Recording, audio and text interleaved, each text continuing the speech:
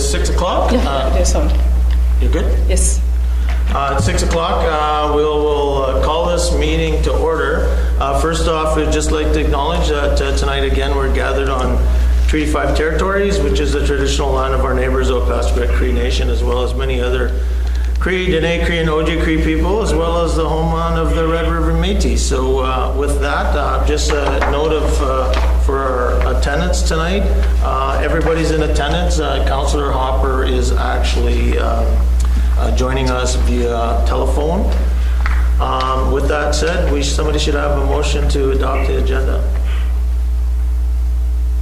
A resolution to adopt the agenda, sorry. Resolution, I said motion, I was thinking it was a minor hockey meeting. Resolution number 2024-125, moved by Councillor Atkinson, seconded by Councillor Allen, resolved that the agenda be adopted as presented.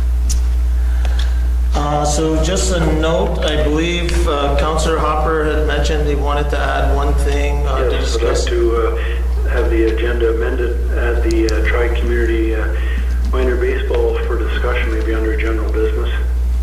Sounds good. Does anybody have any concerns with that? Seeing none. So we'll resolve that we will adopt the agenda as amended.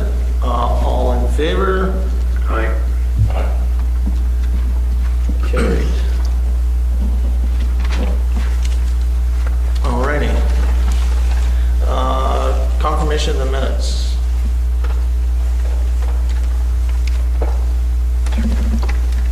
Resolution number 2024-126, moved by Councillor Atkinson, seconded by Councillor Allen, resolved that the minutes of the regular council meeting of June 10th, 2024 be hereby approved, all statutory declarations having been complied with.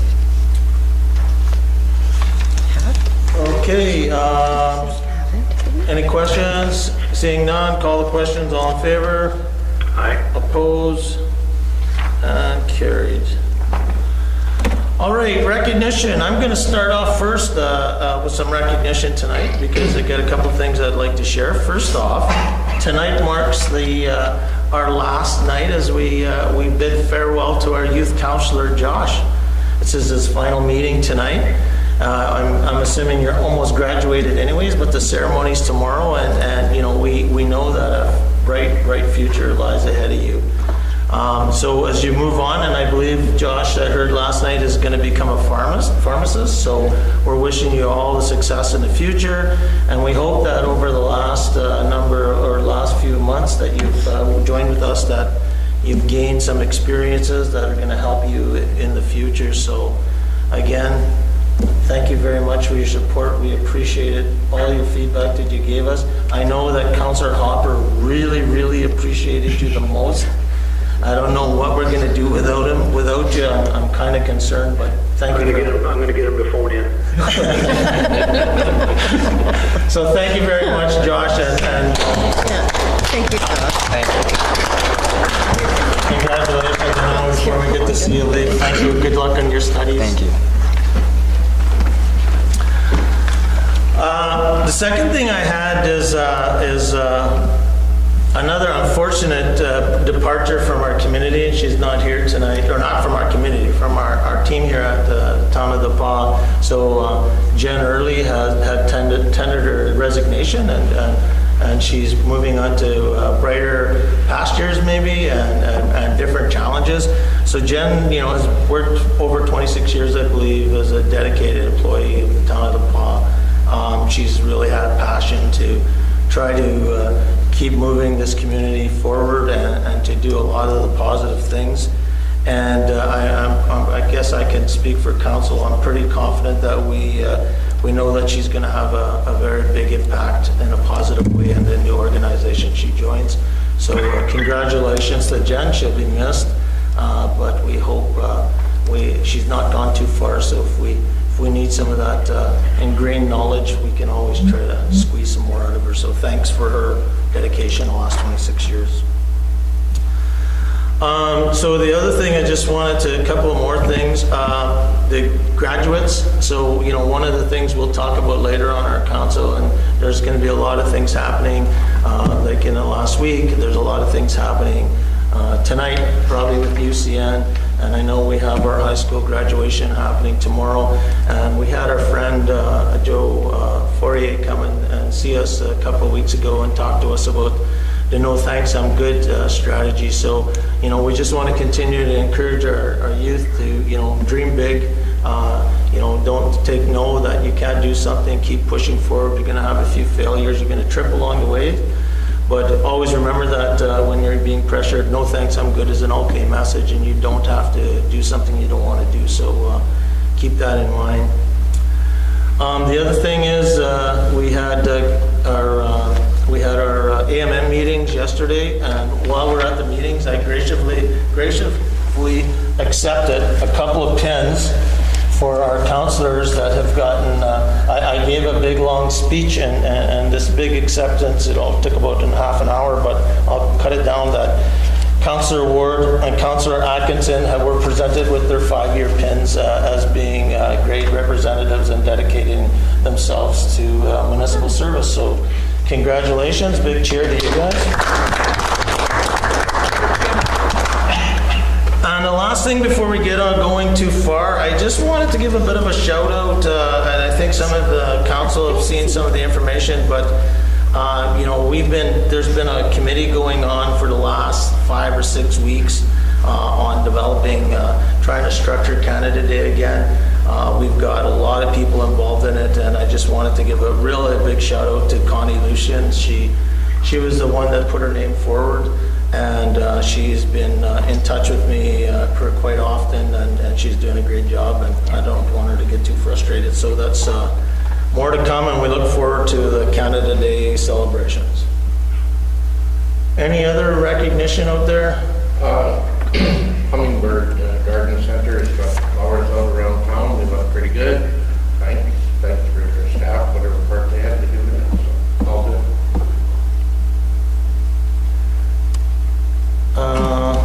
Anything else, guys? You guys got anything? You go ahead first. I was just going to say, you kind of touched on it, but congratulations and recognition for the grads from both MBCI and UCN. Hopefully some of the UCN grads that aren't local become locals and become citizens of our community. And the graduates of MBCI that move on to possibly greener pastures either return or carry on to bigger and brighter things. No, absolutely, Councillor Manch. And one thing we forgot too, is we also got a high school that's graduating today too, and I don't think we knew what was going on there, but I heard that their graduation today. So also congratulations to all of the grads at OLC. Councillor? Yeah, unfortunately I was away last meeting, I would have brought this up then.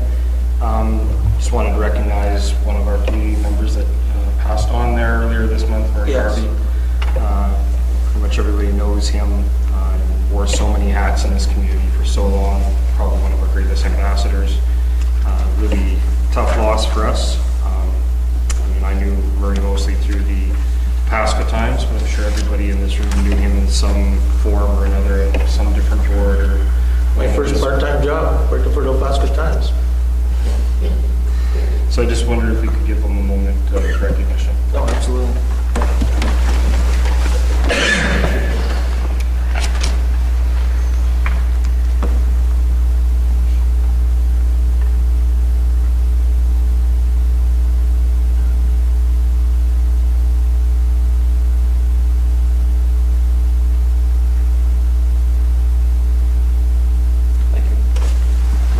Yes, he is a great man and a great community person.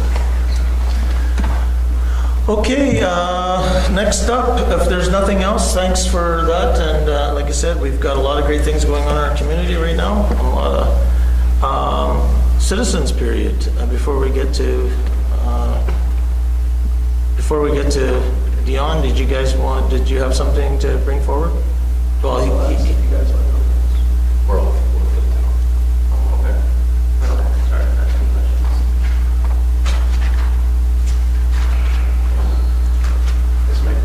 Yep, just state your name and your address.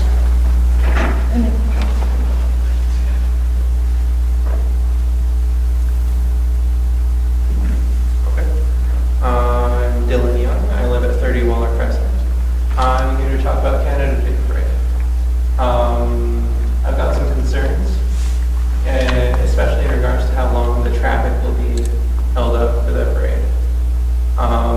in the council's opinion, how long is too long to hold up traffic? I don't necessarily have an opinion, Dylan, on how long is too long to hold up traffic. The parade route is quite similar to one that took place a couple weekends ago in regards to the Pride Parade, and it didn't appear to be a problem that day.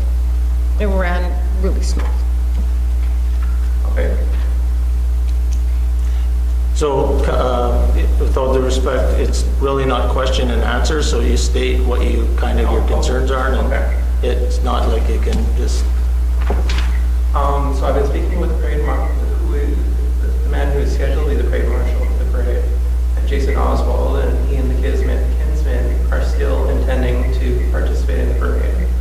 But there are major concerns, especially with how little communication was given, although that's separate for the committee that Mayor Andre is chairing. He thinks that it could be up to an hour or more blocking traffic on the bridge, partly because it needs to come back, and there's going to be a lot of people in that area for quite a while. I also wanted to ask about the purpose of the pre-approved routes. What is the purpose of the routes, why did they have parade routes? pre-approved routes? Well, they have parade routes to ensure that certain people within our community can experience the parade in our tri-community. These, Routes can be identified and adjusted per parade. So as you can see, last weekend we had an honor parade for the community member that Councillor Allen just brought up. As we talked about, the Trappers Festival Parade has a certain way they'll go. Santa Claus Parade goes a certain way. There's all sorts, so there's no real standard. I think it's submitted to the community and you decide to move forward with it or not. Sorry, I think I heard some of your question being, what's the purpose for the approval? yeah. So being a previous manager, the reason why they ask all the managers involved why the parade route, or if they can go a certain way, is if, say, for example, your municipal superintendent had a dig in an area that someone was proposing, he could say, hey, could we not go there? Fire department may say, hey, that's going to bottleneck a particular area. So the reason why there's an approval process is so the managers can give their input in case there's any concerns that the assistant CAO, who usually does the process, is involved in. Sorry? The department manager? The department managers will confirm or say, hey, these are our concerns. That's why there's an approval process. Okay. Because if the assistant CAO was to just say, parade route looks great, Sam Mirza may say, that's not a good rate. We have a dig there tomorrow, or we're doing something there. That's the reason for the approval process. Okay. Is there any approval regarding this, especially with highways? Yep, it's been approved. Okay. What was that? So what your point on this, Dylan, was would you, I guess, as going forward next time, you would like to have, how would you like this, how do you suggest this to work? So should we have representatives from each parties that are involved in that participate in all the meetings so that they know the context of what the intents are of parade routes and celebrations? And because this won't be the only event that does this. Is that a good suggestion, maybe? Are you asking if I think there should be votes on it, on whether it's approved or not? No, not votes, I'm just asking, should there be, if there's interested parties in certain events that happen, should they be involved in the planning process of it? Or is there should be some rule or procedure that one person approves parades in town? I don't know, I'm just asking because I'm trying to understand what we're trying to reach here. No, I don't think so. It should just be spread out a bit, I guess. So a committee would come up with some sort of plan, whoever such committee is, that they believe that's best suited to meet the needs of what that event is trying to plan. And then they would just follow that process by contacting the CAO, who then contacts the RCMP to ensure that the appropriate approvals are in place. That's kind of how it works today, and that's kind of how it follows.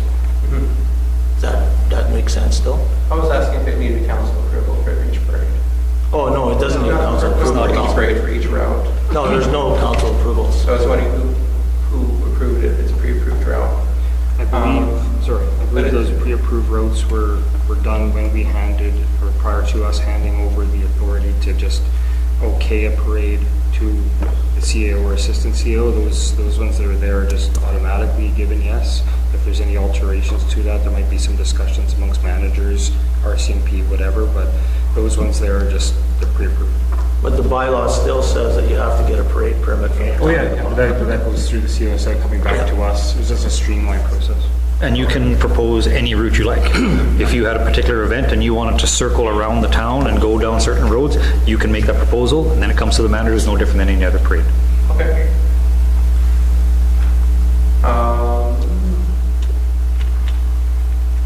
I understand that the town has contributed $5,000 for the fireworks. Yeah. And I'd like to thank the town for contributing that much. And I'd also like to share some dark humor right before I leave, because everybody enjoys that. So I knew this guy, and we were at a committee meeting, and I asked him, should we clean up the needles at the park before the parade, before the festivities for Canada Day? The guy looked at me and said, no, we'll leave them there. The kids can find them. I like dark humor, so I like that joke.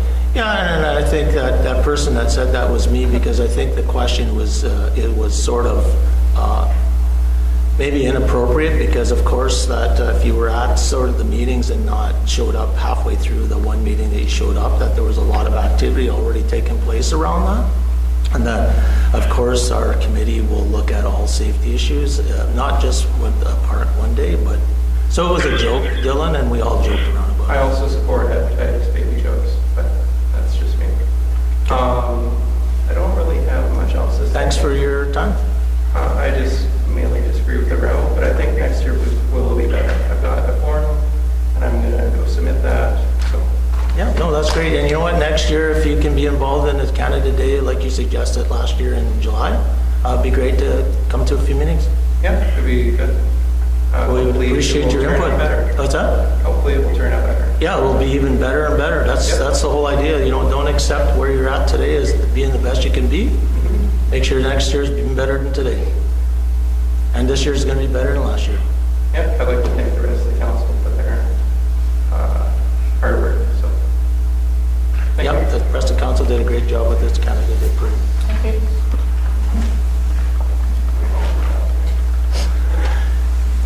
Okay, Mr. Bird, you're up. All right, thank you very much. I'm Dion Bird from Baker Tilly. We're the municipal auditors for the town of Paw. We've substantially completed our work for the December 31st, 2023 year for the town. So what I wanted to do is go through our report, the financial highlights, a couple of supplementary communications that come out of this process, and take your questions if you've got any. Up on the screen, kind of behind me, can everybody see that, or need to turn that on? Yeah. Not quite. Yeah, you can see it. Okay. Yeah. Perfect. Glasses, Gary. So the first thing within the audit package is a statement of responsibility. And what this statement does is it iterates the responsibility for the management of the town of the Paw in the financial reporting and finance processes. I'm the one presenting these financial statements. We were involved with their preparation, but ultimately they're the town's financials, not mine. And as a result, the document is the responsibility of the management of the town of Paw. In carrying out its responsibilities, management maintains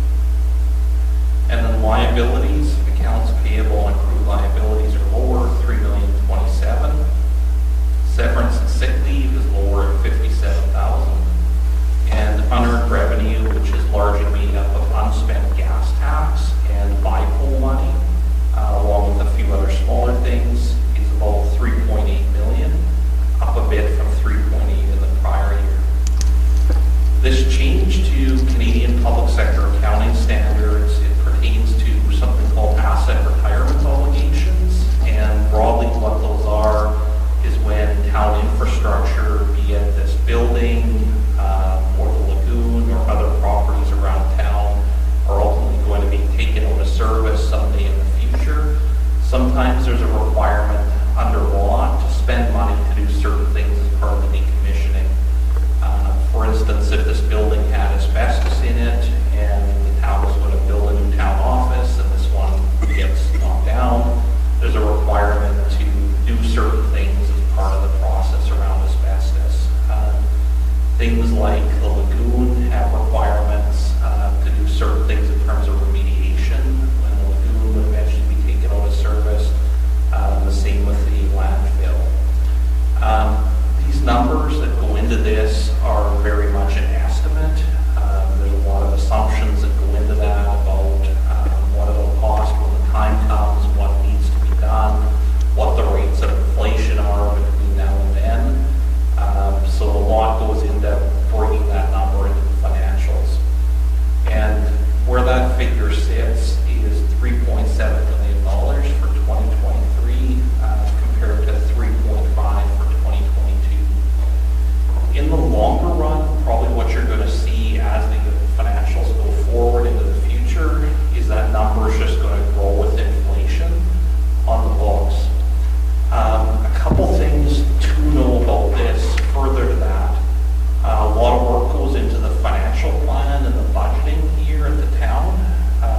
We're of the view that this change in reporting should not directly impact mill rates or budgeting or taxation or those sorts of things, unless there's a need to actually go and do this remediation in the near term, or if the town made a voluntary decision to start setting aside money for it by way of reserves in the future.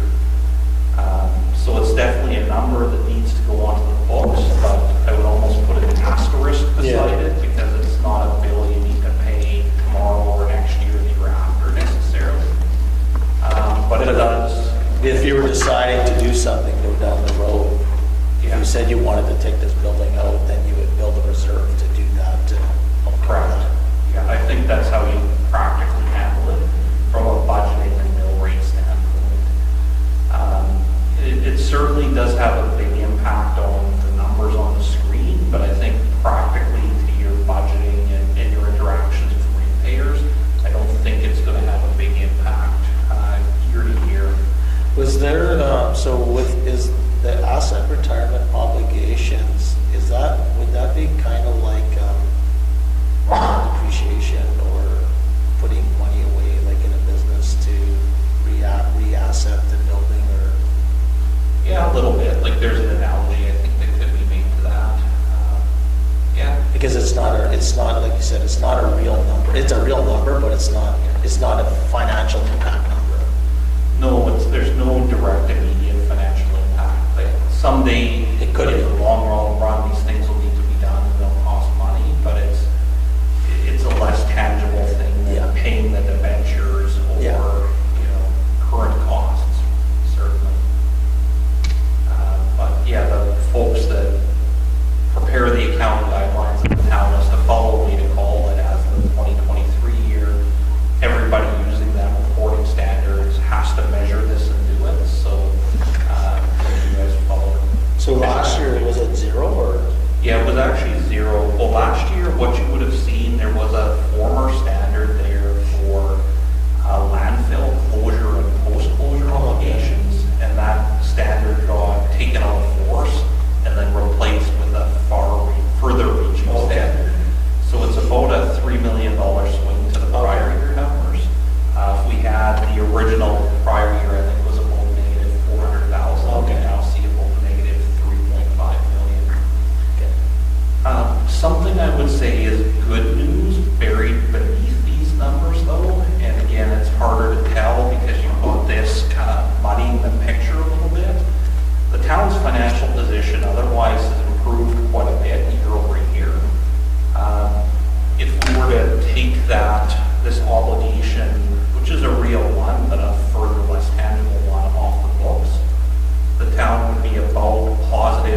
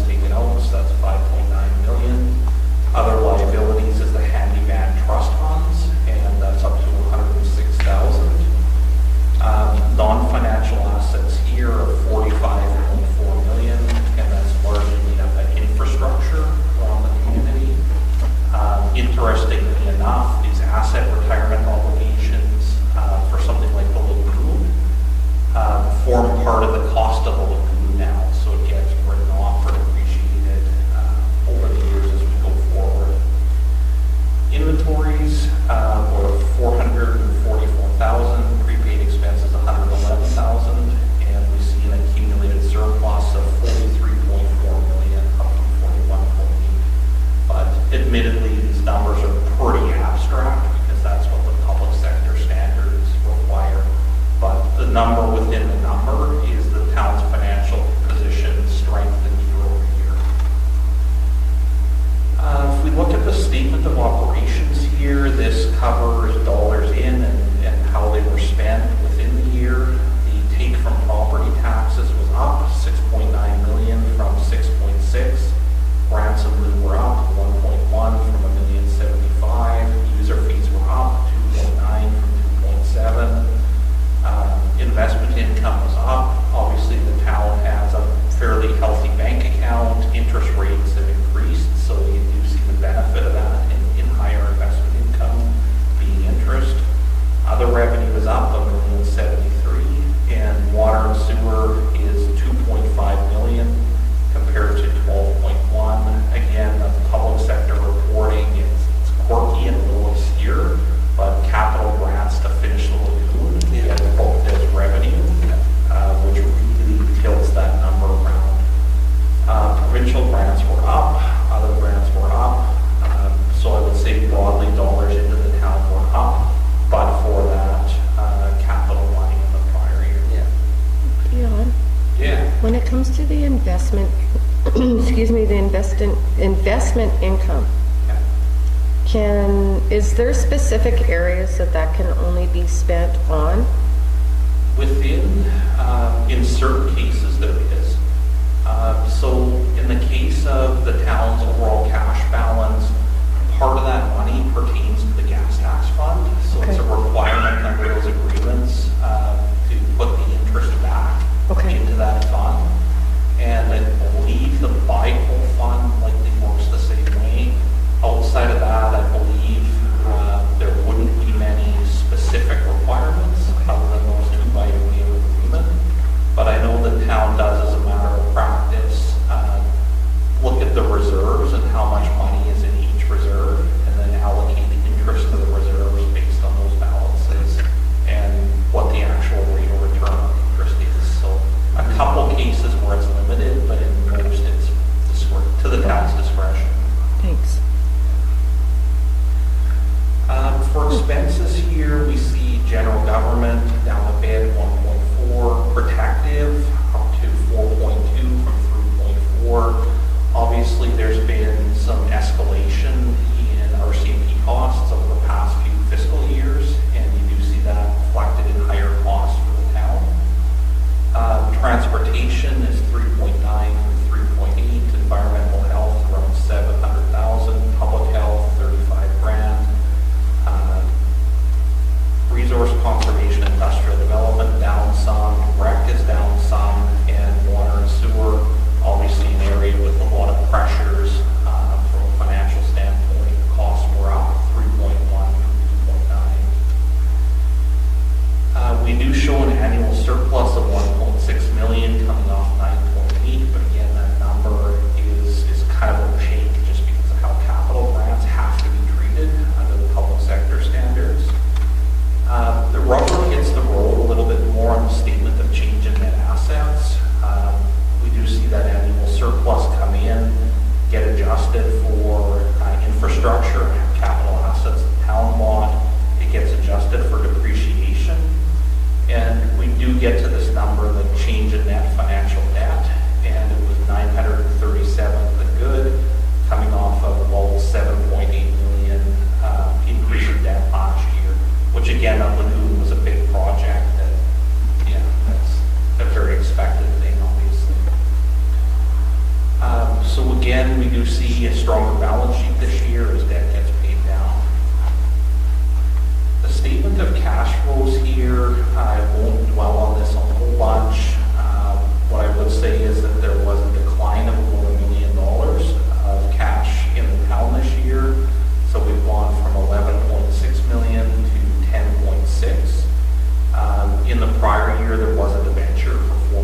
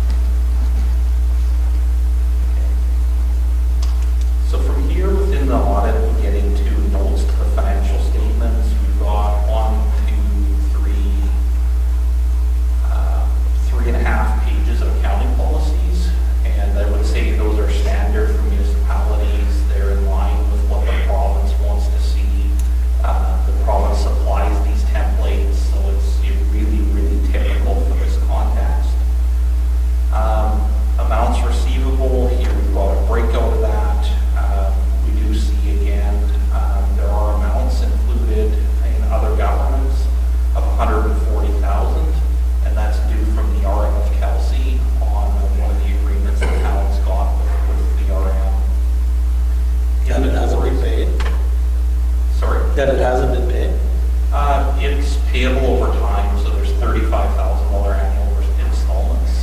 Oh, yeah, I know what that is. Inventories, again, a break over that. Unearned revenue, that's a good one to look at. Here, the gas tax fund is sitting at $1.9 million. So the past couple of years, there has been money expended out of gas tax. Always good to put that money to use. And then other deferred revenue, the lion's share of that figure is the buy-pole money that would be unspent as of 2023. But I know particularly Kelsey Rec, part of the town, as well as the museum and a few other areas would have some unspent small amounts basically too. Asset retirement obligations, this note, here we've got just a description of where this started with the restatement and what's changed year to year. The biggest part of this is the lagoon. So there are obligations with that have been measured and come off the books. And again, I would expect to see that number just slowly grow as the years go by until it comes time to actually spend money and remediate something. Long-term debt around borrowings, debentures again keep getting chipped down as the payments are made annually. So we do see a decline in that and no new borrowings this year. There are a couple of debentures that actually mature out next December. So again, we're going to keep those chipping away in the town's debt load, lowering as time goes. We've got disclosures here of contingencies, commitments, probably nothing real exciting there, retirement benefits, talking about the town's contributions to the municipal employees pension plan, and so forth. A couple of other things here that I think are good to know. Accumulated surplus figures in the general operating fund. I know that's very important to the budgeting process and the financial plan. And here we do have a surplus in the operating fund of $976,000. So we did see a strengthening there, which is a good sign in my mind, because it gives the town a bit of financial cushion, if inflation keeps pushing or other things occur. And that was for last year, so I think when, just off the top of my head, most of that financial cushion, I believe, came from interest and airport, right? Yeah, 100%. Yeah, interest was up 300,000 or so. Yeah. So yeah, that's a healthy part of that increase for sure. And the airport revenues were significant. And yeah, the degree of fire season obviously swings fuel sales quite a bit at the Yeah. airport, which Yeah. shows the good numbers. Absolutely, that's 100% true and correct. Public sector compensation disclosure. Again, this is a required part of the financial statements. We've got a breakout by council member, the amounts paid to each, expenses incurred, and so forth. I would say those amounts are all in line with prior years, so there'd be nothing that's an outlier there or anything in that regard.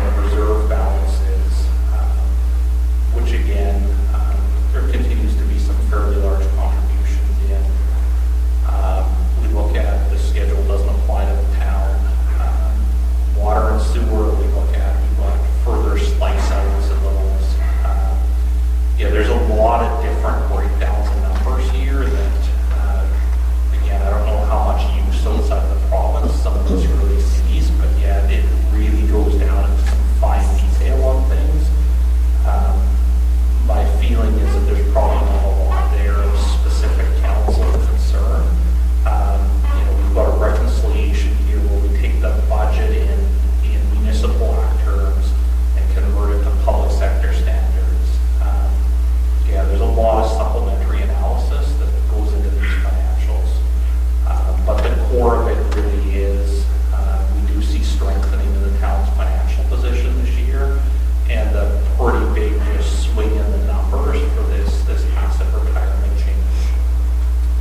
I think that hits the high notes I had for these, and I do have 3 other documents, smaller ones to look at. Are there any questions about this part of things, or any numbers, or anything more about what we do as far as our work goes? No, it looks good. Just, was there, Dion's Gary here, is there any red flags anywhere that, you know, trigged your attention that maybe something else should be going on, or something shouldn't be going on, or is it all pretty well by the book? Yeah, I don't know if I would describe them as red flags, Counselor, but yeah, we did have a couple of recommendations to management. So we did issue a written management letter with 2 recommendations just on controls and other matters. So that is good management for sure. Okay, thanks.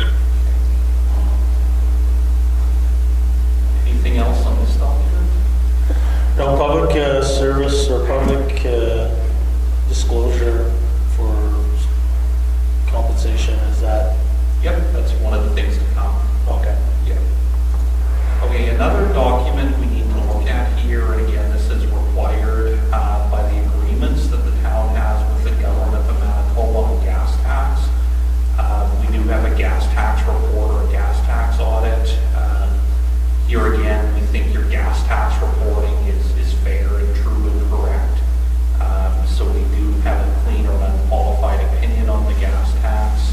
Again, the same roles and responsibilities. It's your management's job to handle this money properly and keep track of it properly.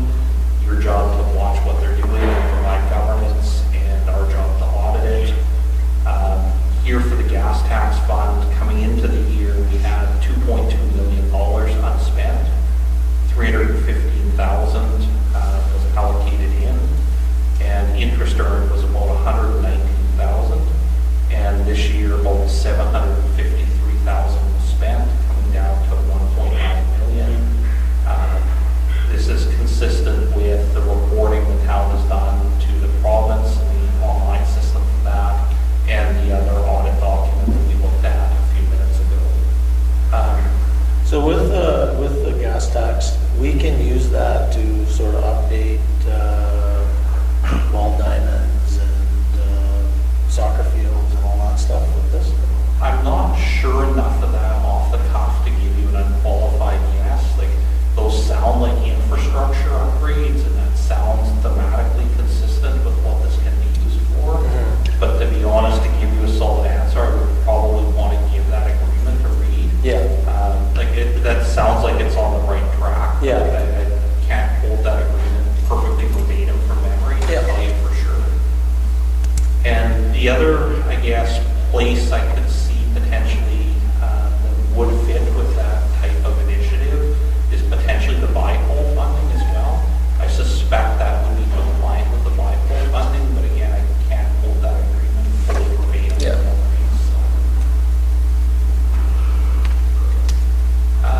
We also do have a supplementary communication under the Municipal Act. So if you go read the Municipal Act for audits, we are required to report certain things to the province. So in line with that, we report that to the best of our knowledge, the accounting procedures and system of control by the town are adequate. As far as we know, funds have been dispersed properly in the town. We haven't found irregularities or discrepancies. We're trying to refer other matters to the minister of the province. But we have communicated recommendations in our management letter on a couple of things that did come up during the whole process.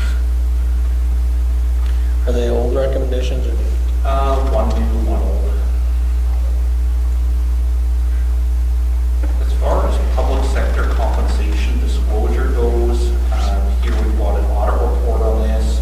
Again, it's a required thing for the town, and pretty much anything in the provincial government's orbit basically is required to do this kind of reporting. Here we've got an unqualified or clean opinion on the financial statements, or sorry, on the report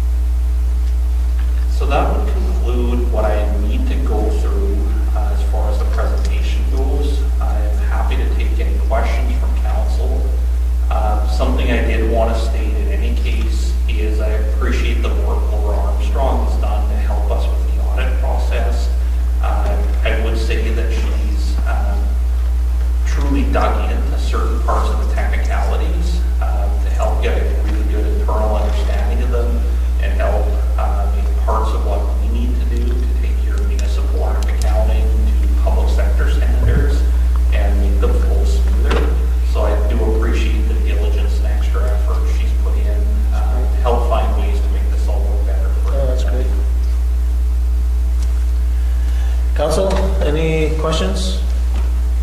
No. No, I would like to thank you for pointing out Laura's commitment. Yeah, you're welcome. I try to call it as I see it. 100%. Yeah, she's put in an extra effort to make the audit work better. And I That's appreciate great. that. Good. And we appreciate everything that your company does for us, too, Dion. You're very helpful and patient with us to understand, so thank you. No, thank you. And I would also stress, I usually see you folks once a year in this context. It doesn't have to be once a year. If you ever want to talk to me about other things throughout the year, I'm pretty easy to find. And if there was ever anything you wanted us to look at or otherwise, we're happy to take those kind of requests. So, just keep me in mind if there's ever anything that's of interest to council that we can assist with. Perfect. No, thank you very much. I don't think we had anything else.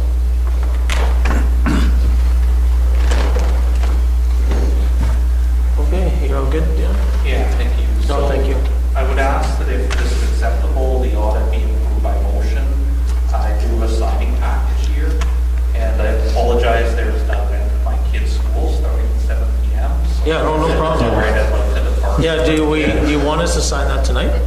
Yeah, up to you, whatever's best. Or do we have to go, or does it have to get approved by, I think that has to go to a resolution. There's a resolution. Yeah, so, 935 is... oh, 935 is in there already? Okay, yeah, so we can jump ahead right now and do that one if that's okay with council agrees, and then we can get that back to Dion right now. So 935, resolution. Resolution number 2024135, moved by myself, seconded by Councillor Ward. Resolved the council accept the 2023 consolidated financial statements for the town of Law as prepared by Baker Tilly HMA LLP. Call the question, all in favor, opposed, seeing none, carried. Thank you. We appreciate the confidence of the town in our work, and again, if you need something, please call me, I'll help you. So. Perfect, thanks again, Dion. Okay, moving along here, tax levy bylaw. 8-1.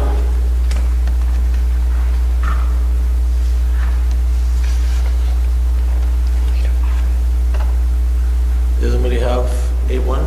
I hope it's not Josh. No, I think, Not me. yeah, that's Josh. Set me down. I let him down. Resolution number 2024-127, moved by Councillor Atkinson, seconded by Councillor Allen.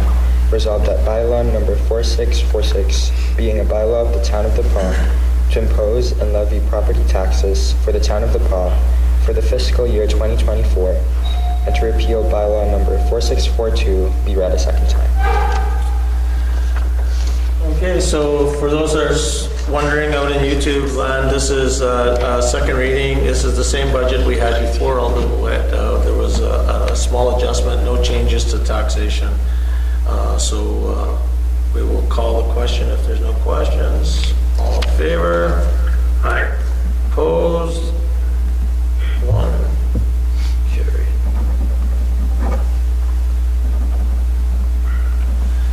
Okay. Third reading. Resolution number 2024-128, moved by Councillor Atkinson, seconded by Councillor Manich. Resolved that bylaw number 4646, being a bylaw of the town of DePaul, to impose and levy property taxes for the town of DePaul for the fiscal year 2024, and to repeal bylaw number 4642, be read a third time and be passed. So this is a recorded vote on the same question, so we'll call the question. Myself is yes. Councillor Ward? Yes. Councillor Atkinson? Yes. Councillor Hopper? Yes. Councillor Manich? Opposed? No. And Councillor Allen? Yes. So that's 5-1 and carried. Alrighty. So sliding all the way down to appointment of fire chief, 931. 8-2. Oh, did I miss one? Yeah.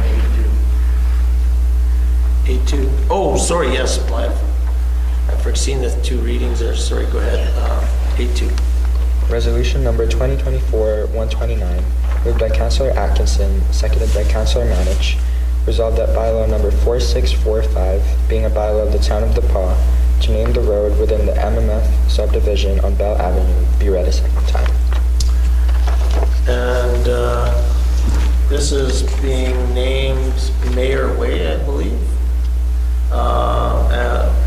And I believe it's been named after a prominent family in our community that's been a part of our community for a long time and a part of the Red River Métis.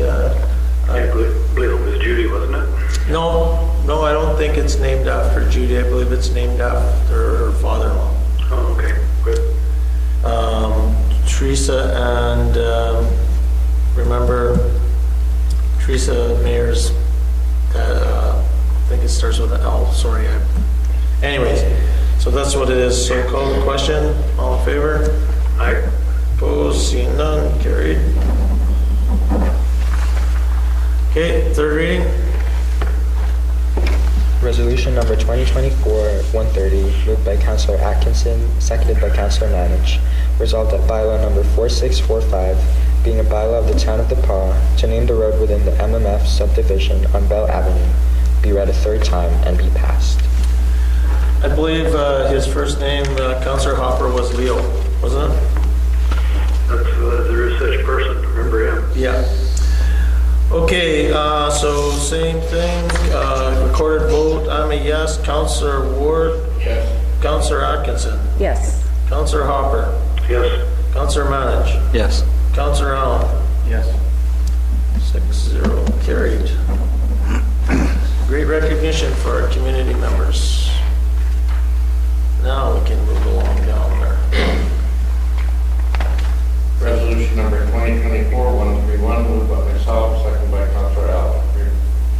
Resolved that in accordance with the bylaw number 4578, being the bylaw of the Town of DePaul to provide for firefighting, fire prevention, and related regulations of fire and other hazards, the adoption of the Manitoba Fire Code for establishing, continuing, and operating an emergency fire service, Council appoints Byron Shangraf as the Town of DePaul Fire Chief with the starting date of May 21st, 2024. Any questions? Seeing none, call the question. All in favor?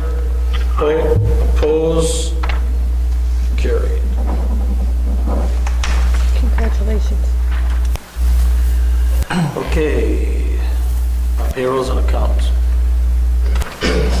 Resolution number 2024-132, moved by myself, second by Councillor Howell.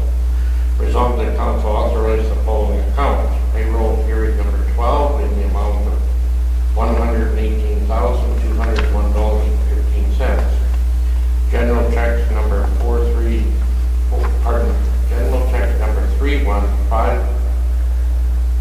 General checks 359 to 31431 in the amount of $313,236. EFTs in the amount of $125,326.75. Everybody have a chance to look at the check registry?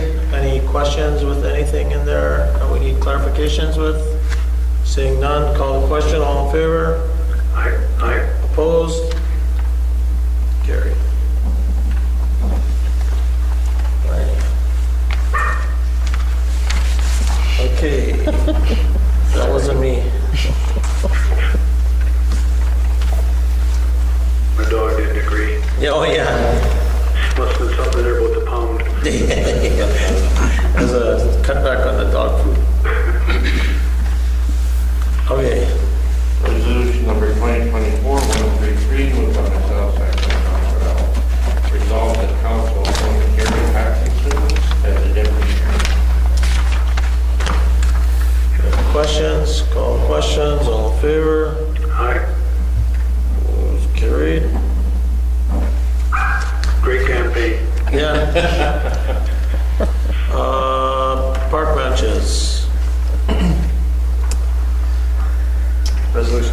2024134, moved by myself, seconded by Councillor Ward.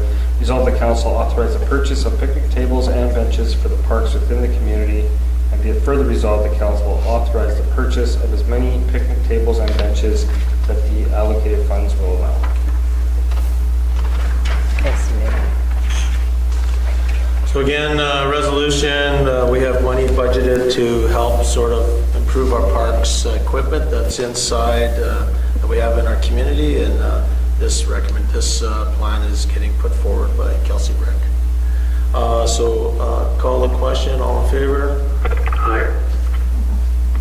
Okay, nobody against, carried. All righty, next one. Where are we at here? Benches, financial states, since we just We did did that. cameras. Resolution number 2024-136, moved by Councillor Mensch, second by Councillor Allen. Whereas the town put out a request for proposal for security cameras within the town facilities, and whereas 13 proposals were received and reviewed, therefore be it resolved that council accept the proposal for the project submitted by Jeans Telecom in the amount of $45,694 plus tax.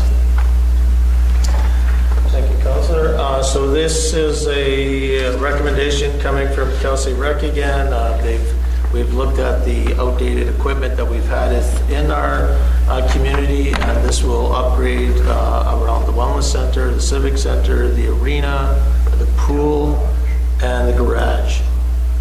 So that will be making things more modern and continue to improve the safety of our community, as well as that it is expandable down in the future if we require to do anything more. So with that, question? Just in light of what we just did with the park benches and where we agreed to spend what was budgeted, I know for this we budgeted up to 70,000, and I believe this came in at 45. I know it went to tender, so I don't know if we can or not, but would there be the ability to amend this to spend that extra 25-ish thousand to add additional cameras? Or, Yeah, and I think that's a good question, Councillor, and maybe something we can add. Is that fund is still there, and I agree, because I did ask the same questions with regards to having cameras downtown in high traffic areas, and so I don't know if we need to amend this resolution here to do that, but we could as a council's direction, because it's budgeted for cameras, we could expand the scope once we hear back from our staff. It was also noted that the wiring of the cameras can fluctuate the price, but that we would still stay within the budgeted amount as well. Yeah. So, But I do agree. Let's do, if we've got opportunity to make the project bigger and better, and if it fits with the changes, let's do that. I wanted to add one thing as well. It's more about the issue sheet itself rather than what we just passed. The issue sheet brought to light that our bylaw needs updating. He included information that wouldn't fit into current bylaw, being that permissions must come from the CAO to review cameras, things like that. Maybe that should be information if we're going to be including it in the resolution or in the issue sheet. It should be part of the new bylaw that could be brought forward. Just for the sake of security, we don't always have the availability of a CAO to make a decision, and therefore someone should be in place that maybe a camera needs to be reviewed quicker. So just a matter of reviewing the bylaw and bringing it up to fit the new cameras. Yeah, where is that, Councillor, in the issue sheet? Just for myself, I believe it's under the risk part. Risk? Yeah. Okay. Yeah, it talks about reviewing the cameras quickly in that, and right now the policy says that the CAO must give that permission to review those cameras. So we just want to make sure it reflects those types of things. No, that's a good point. So yeah, we will do that. We can't update, we can't overmove the bylaw, so.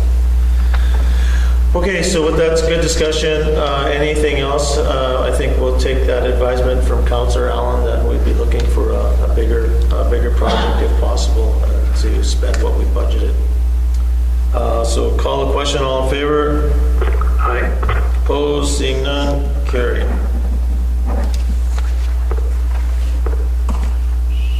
And then again, MOLA, as Councillor Manich had mentioned, make sure that our bylaw aligns, or our policy, whatever it is, aligns with how we're going to manage this new equipment.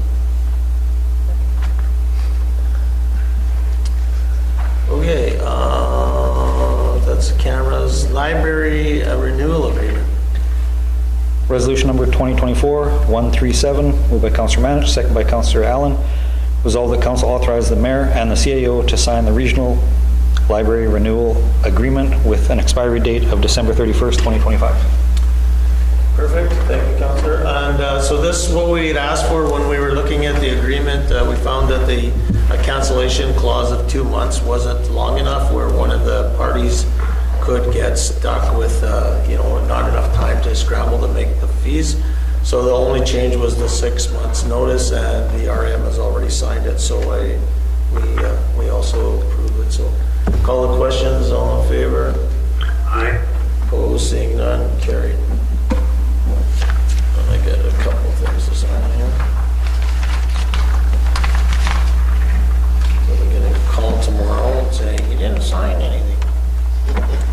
Which happens quite often. Can I ask a question with the camera stuff? Councillor Allen made a good point about expanding the scope maybe a little bit. One thing that we were thinking about as well is maybe some monitors for the staff, like at the front, for instance, so that they can see a nice live feed of what's occurring around the building. So if there is like an emergency, they have kind of. No, that wouldn't hurt. And that would be part of the bylaw amendment, because right now, I know that was talked about before, where now you get into, are you snooping on somebody? Yeah. So I know that was an issue in the past, so the bylaw should reflect whatever equipment and whatever use is expected. And I think we talked about as a council too, even a year ago, is that we would like to see them in high traffic areas, and so that if there's a lot of crime in an area or a lot of traffic, but if we can build it into a security thing, just bring forward the proposal. One concern I would have with it being up, I'm assuming you meant the front desk, Sam, is can the public see it? So whatever you would have, I think we need to be sure that the public couldn't view it. Okay. My recommendation would be that the CAO would be the only one who would have access to that viewing. I think maybe what we could do is we should have a discussion separate to the council meeting here to find out what we believe is most necessary. So I think the concept we all agree on, that if there's something more we can do, we should sit down and do it. Okay, we did the library, right? So reports, what do we got here? So museum board, we don't have anybody there right now. Chamber of Commerce, Councillor Manich, I have still. No update since last update, but we do have a meeting next Wednesday, I guess it would be. Okay. The 3rd. CDC, I believe there's a meeting this month sometime, but I actually don't know off the top of my head. No. There's destination marketing. Okay, we had a meeting on June 12th, and we were asking County Recreation about providing the committee with an update and quotes with the winter lighting project in the next 6 months. Then we had a final report of the Paul Quest list, which was going forward on things in the community. Then the Paul Arts Council still acceptance for funding. We had Crystal Koss new to the meeting from the Rotary, I believe. New business is developing a new short application form, revise the questions. We passed a thing for disc golf application for money to host a disc golf tournament at Devon Park. And then there's a couple others draft, and then there's a letter from Grace Lake Boardwalk that we looked at. And the next meeting is going to be in August, I believe it is. So, and they're working on doing some new updates into some of the forms. Okay. Recycling board, anything? Councillor Hopper can probably comment. There was a special meeting called last week when I was away. Yes, and that was with regards to, was it MMS, whatever? They've asked for basically the financial records for income and expenses, and they're going to review it. It kind of goes along with the presentation that they made to council.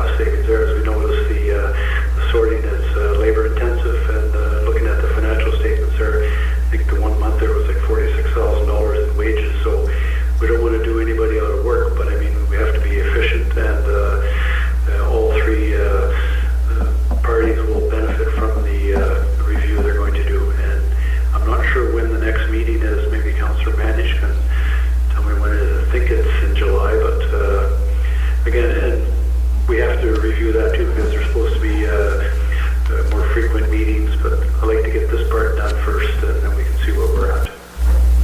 Next meeting should be July 25th. July 25th. Should be. Yeah. Okay, Library Board, Councillor Allen. We haven't had a meeting. Next meeting is July 11th. However, Library Administrator Keelan Henderson has tendered her resignation effective July 12th. She may be hanging on past that in some capacity, but she's moving on to brighter and better future. So there will be an opening coming up at that point for her position. Thank her for her time with the library. No, for sure. I believe I've always heard positive things. KSD committee, anything? We haven't met since last time. Has there been a request for another meeting? We've been kind of waiting for information to come back to call the next one. I don't think so. No, there's nothing to report. No. Okay. Youth Councillor Josh. Yep.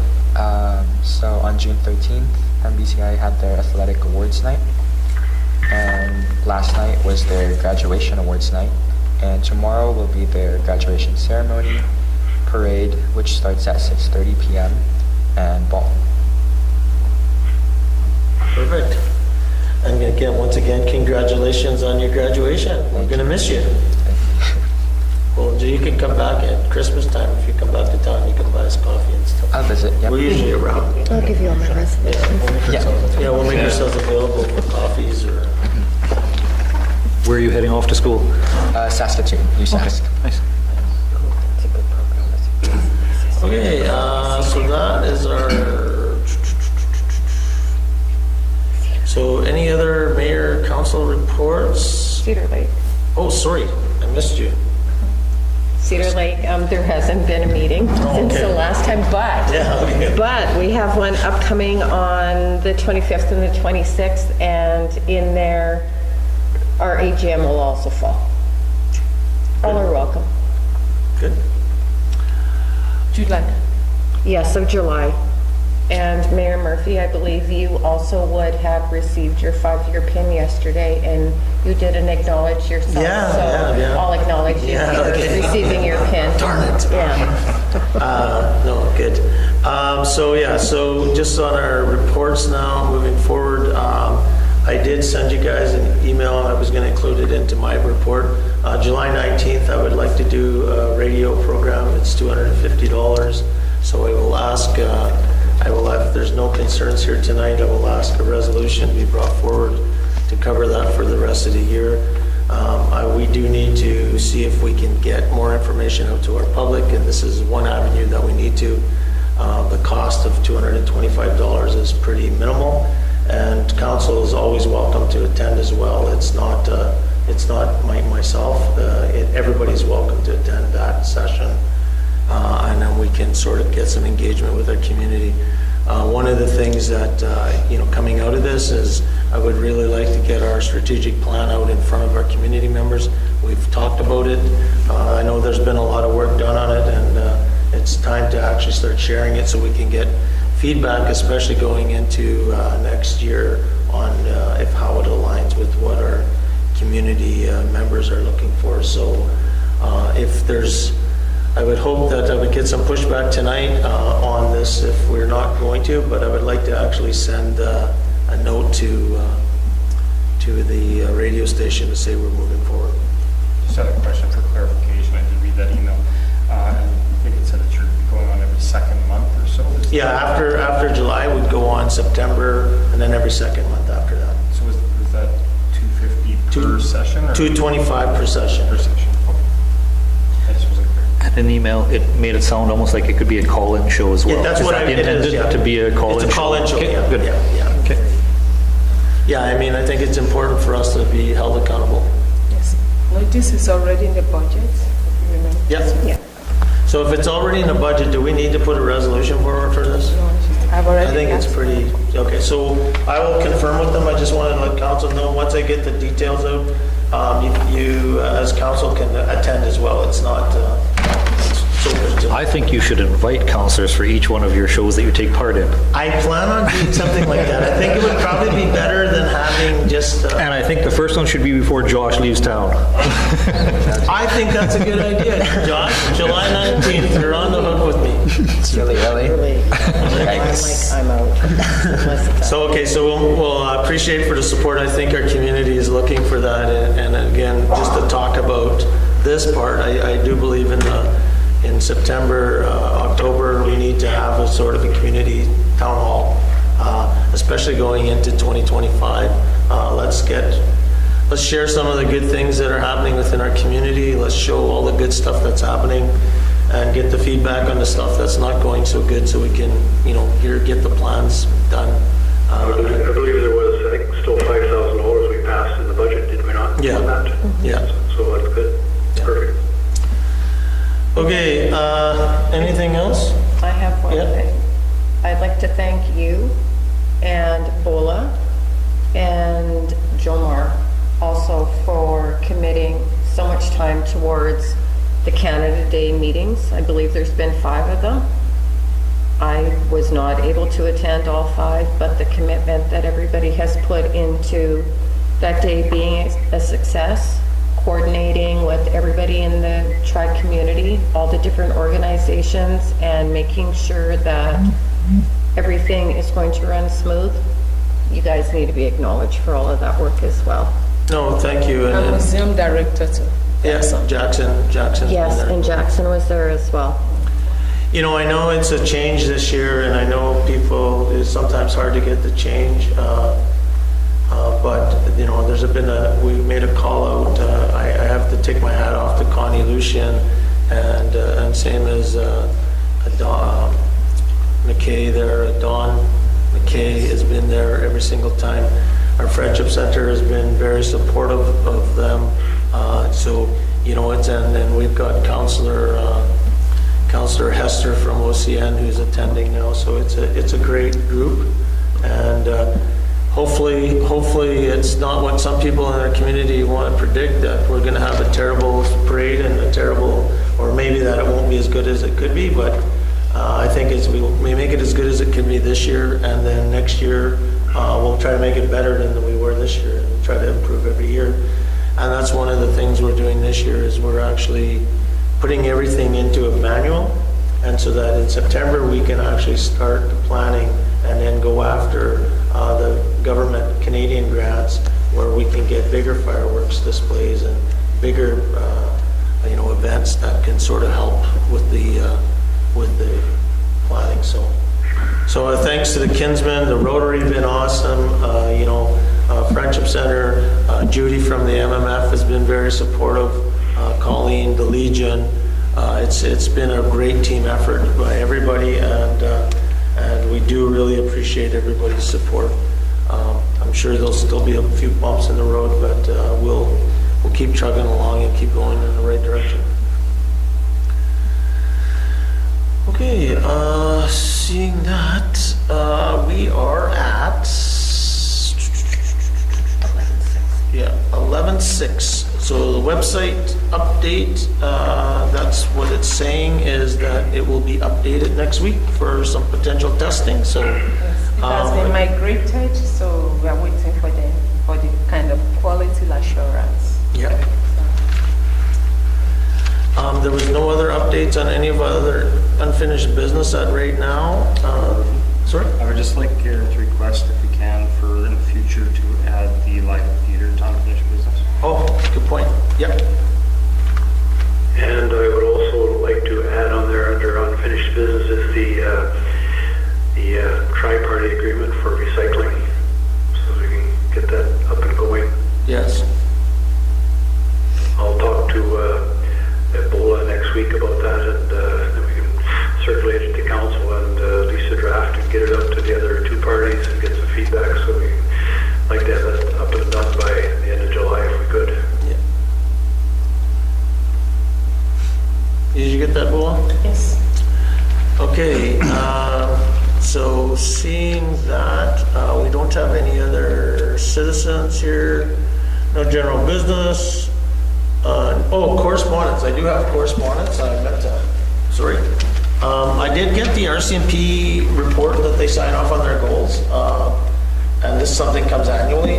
I can't remember last year if we just signed it, but I thought I would bring it here anyways. So this is, and I can share it with you guys, this is just setting their priorities. Their priorities are around strengthening partnerships and supporting reconciliation, employee engagement and wellness, road and water safety, and crime reduction and community safety. It's just, I mean, high level sort of things that they do. If everybody is okay with that, I'll sign this document and we'll pass it on to Colin. Is that okay? Yeah, okay.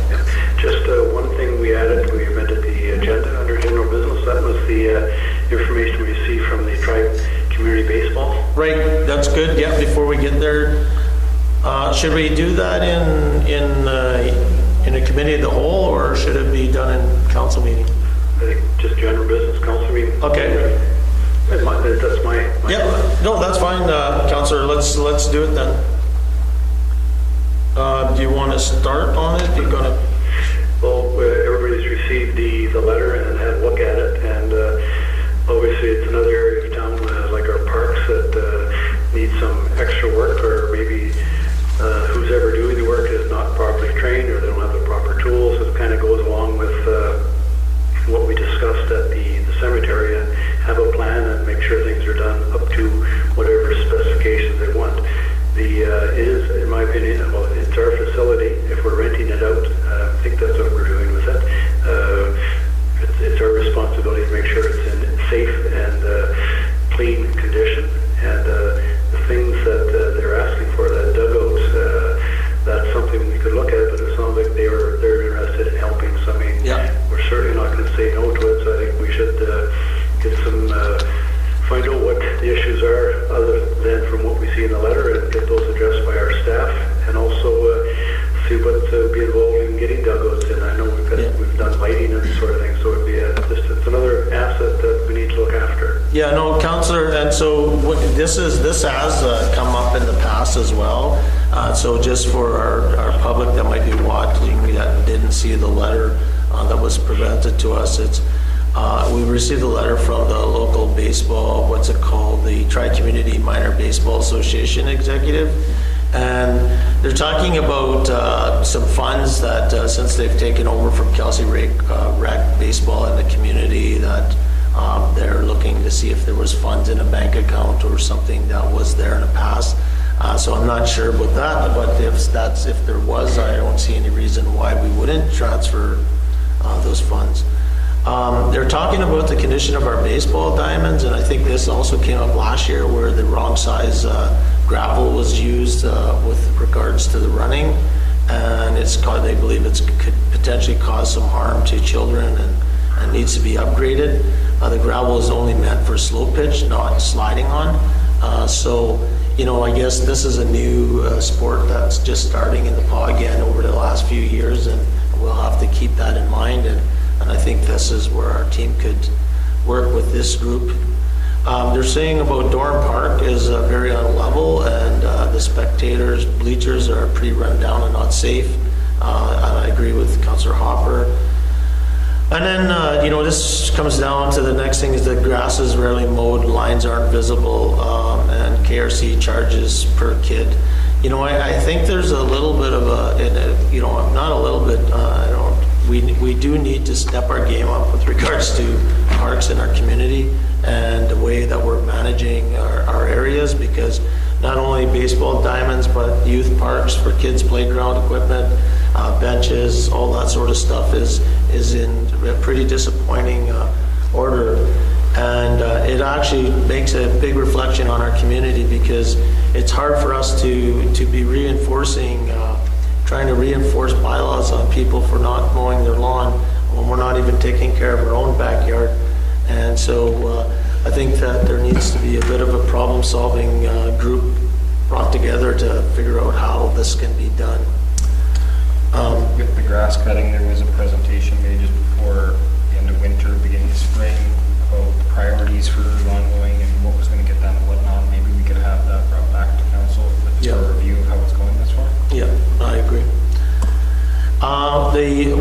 regards to the dugouts, Councillor Hopper, I think that's why I've sort of brought up the issue, not only the lines, having lines being done more than what we do and making them more permanent instead of us having our staff run out there every 2 days trying to paint lines. So just to touch on that, the rec director has been looking at... Oh, sure. I didn't want to take his thunder, though. Yes, ma'am. Thank you.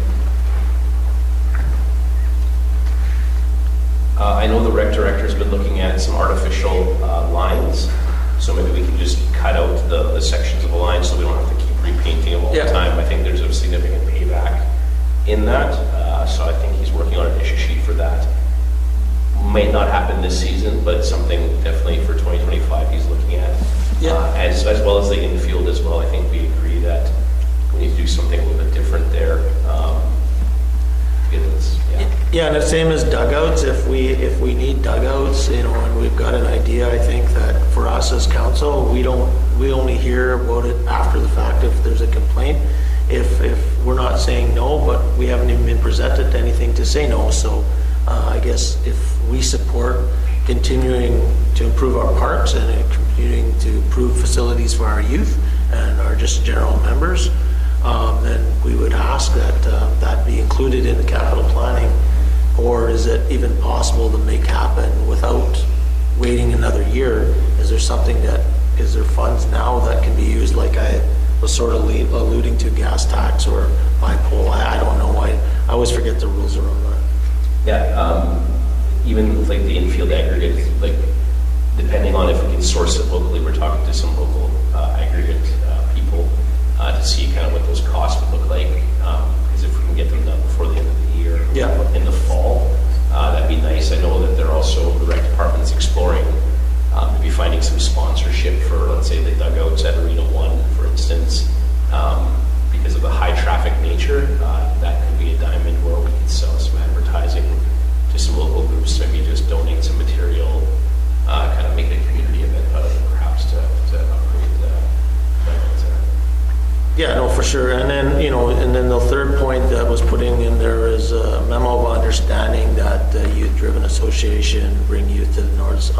I mean, I don't think we need a memo of understanding to say that one of the mandates of a municipal council and a municipality is to support youth and youth sports. And we all know that that's a crime reduction strategy to ensure that we have enough things for our youth to do and keep them busy. So, yeah, I think our commitment, and if somebody disagrees, but I think we are committed to doing whatever we need to do to help improve our facilities for youth, but as well as for all of our citizens. Do we know how many kids are registered in this new league? I'm sorry, I'm not familiar. And I know it just ended last night, so there's no way to even go. I think they had, I'm going to say they had a U11 group and a U13 group.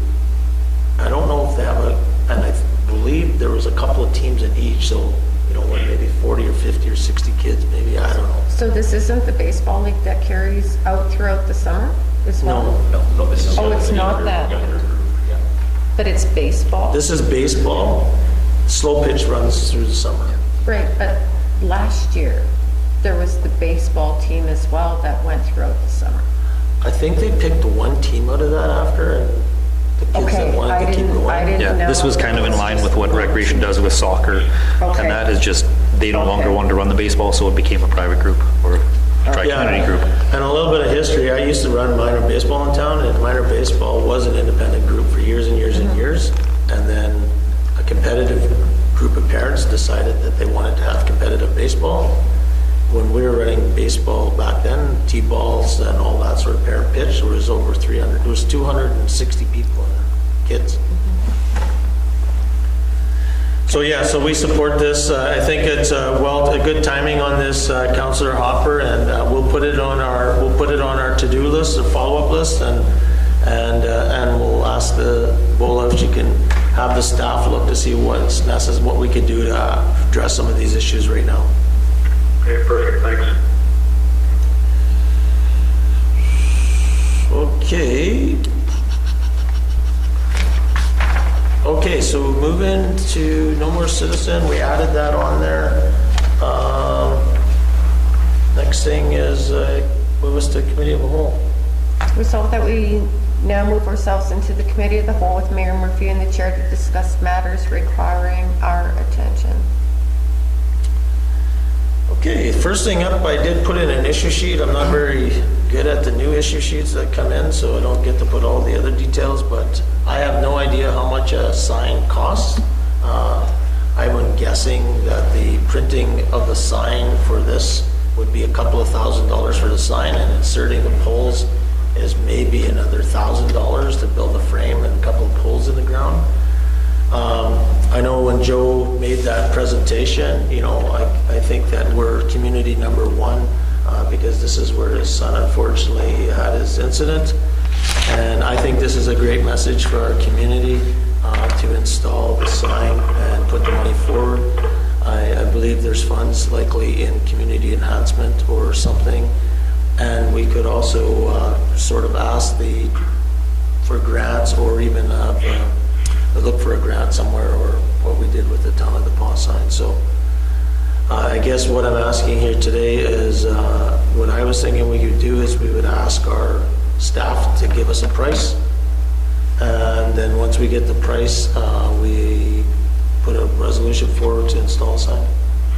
So we're Get the price and find the funding. Yeah.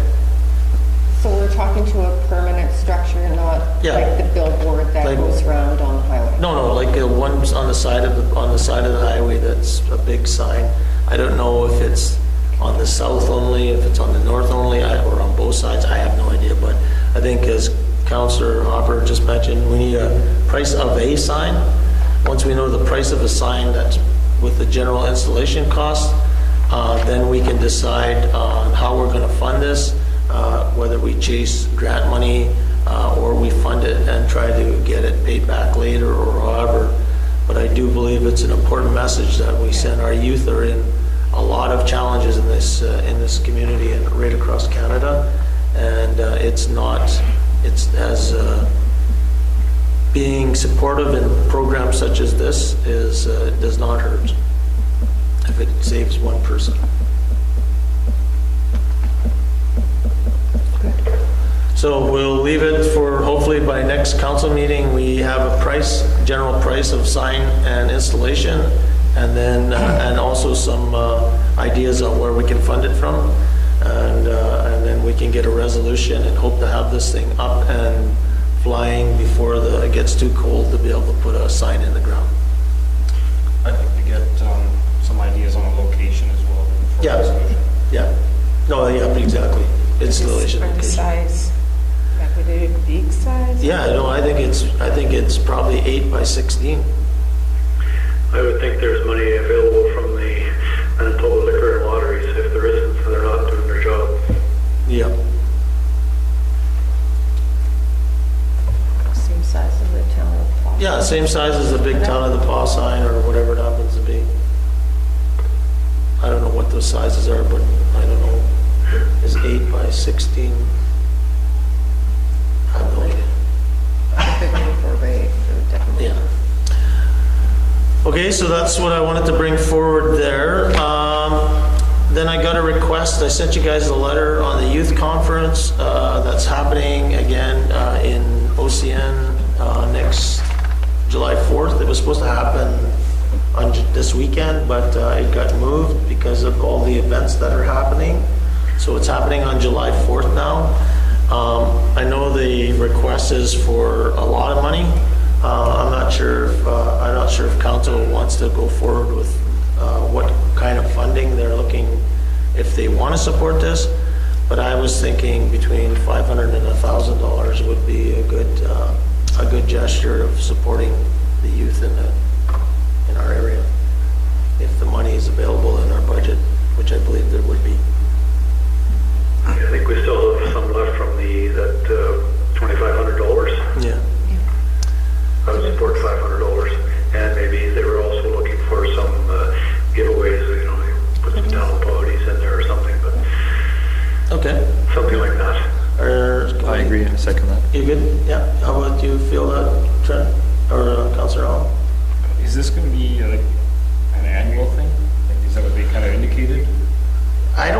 just read what he is, that would have done, like, it could potentially end up being, but I think this is the first time, and they're trying to get it off the ground. Yeah, I'd be fine with 500 for this year, though. Yeah. But I hope that if it's an annual thing, that they'd bring forward that Yeah. closer to budget time. Yeah, no, for sure. Are you okay with that, Councillor Atkinson? 100%. Okay, so we will, we'll bring forward a resolution for our next meeting for $500.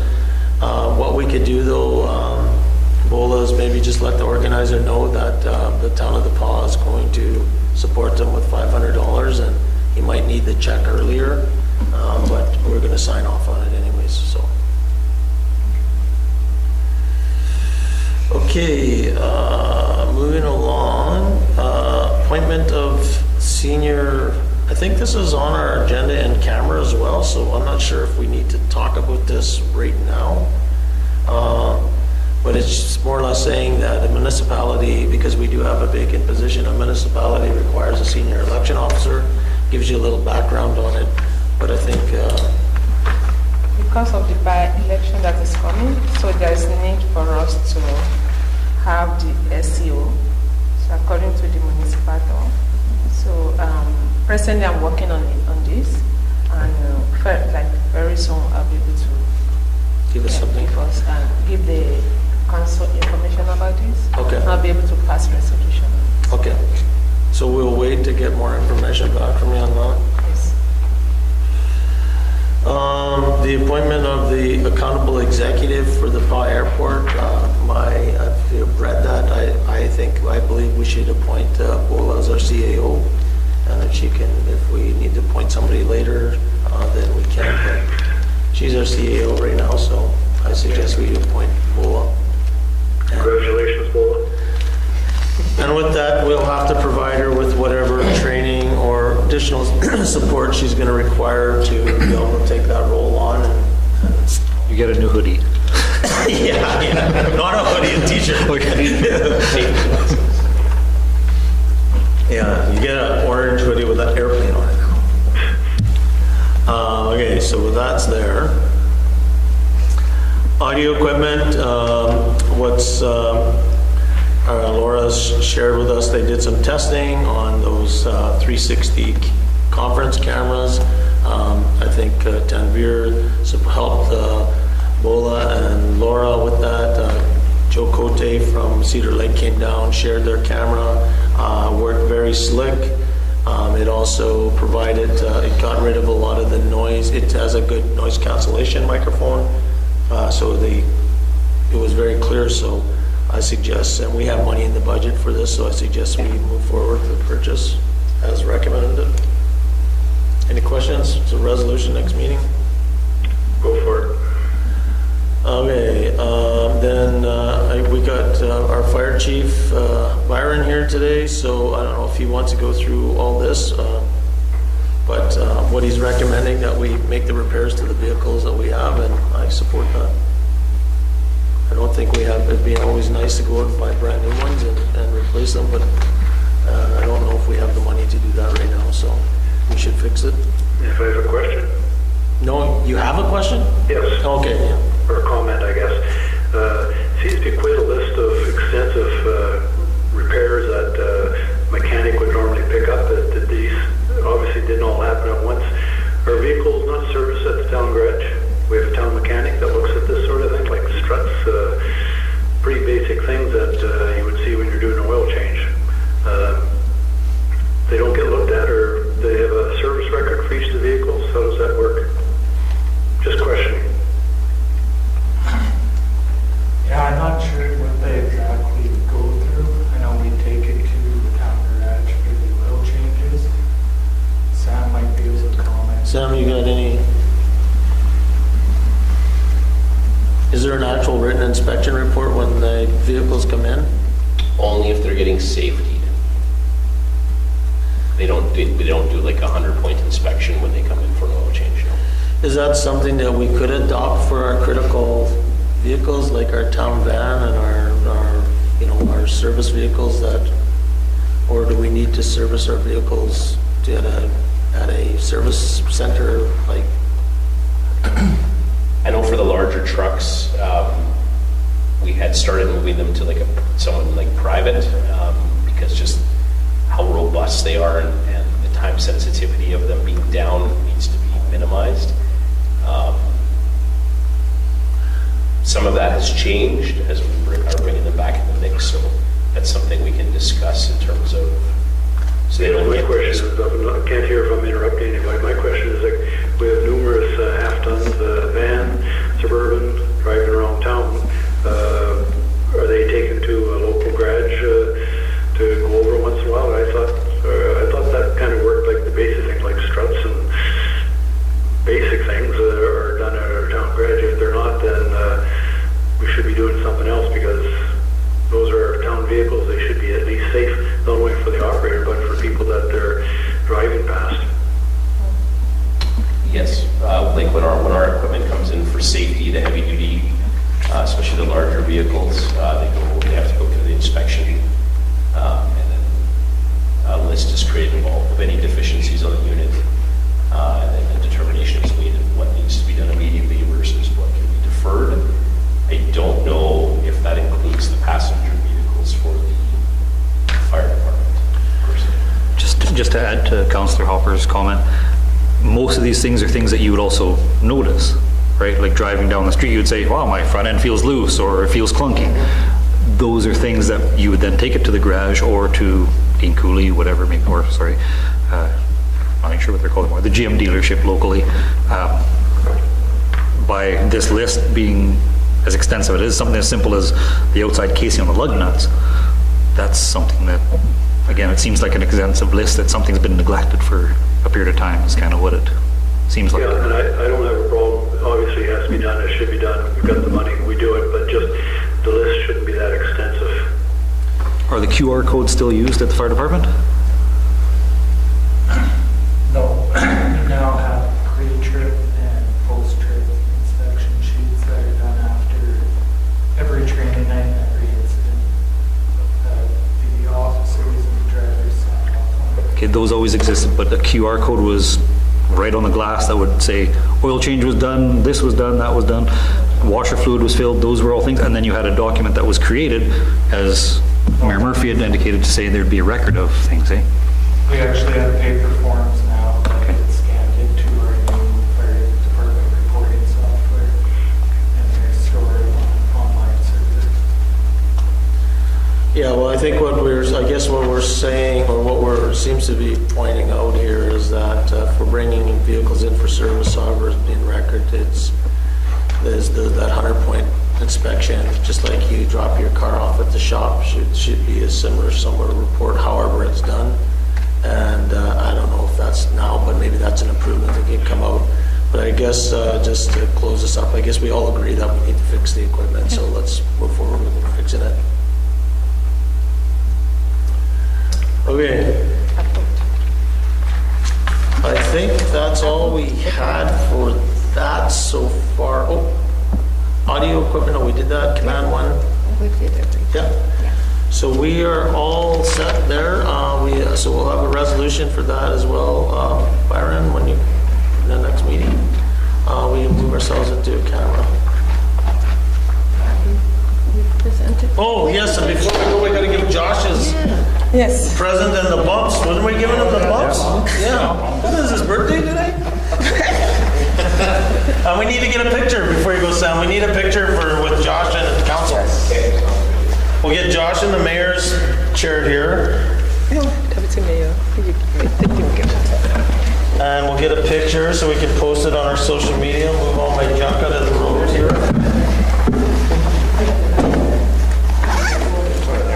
Come in over here, Josh. Sit in the middle, and then these guys can come over. And you can hold the bag in the middle. Come on over here, my friend. And you hold this. Hey, maybe put your hoodie on. That's for bullshit. Yeah.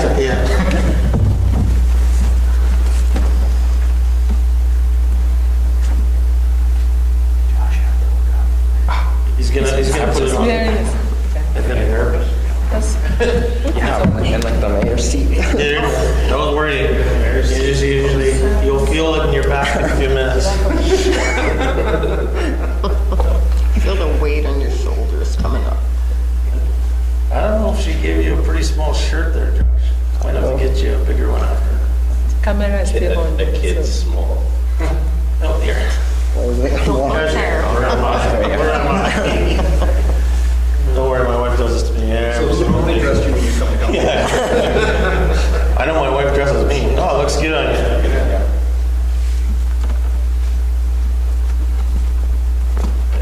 Look at that, what a happy group. Thank you very much again, Josh. You were awesome, but Thank you. really appreciate you coming down. Thank you, guys. Take care. Stay in touch with us when you come back. Yes, thank you again. Take care. That program, my sister went through that exact same program at that school.